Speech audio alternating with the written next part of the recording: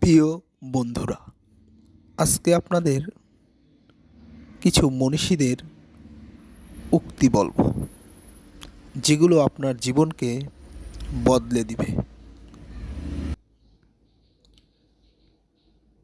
শক্তিশালী সে যে রাগের সময় নিজেকে নিয়ন্ত্রণ রাখতে পারে। হযরত মুহাম্মদ।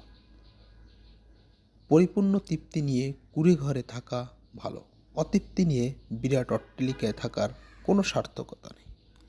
Williams hates. মানুষ প্রতিষ্ঠিত হওয়ার পরে যেই ব্যবহারটা করে সেটাই তার আসল চরিত্র। রেদওয়ান মাসুদ। অভাব যখন দরজায় এসে দাঁড়ায়, ভালোবাসা তখন জানলা দিয়ে পলায়। শেক্সপিয়র। স্বর্গে দাসত্ব করার চেয়ে নরকে রাজত্ব করা অনেক ভালো। John Milton.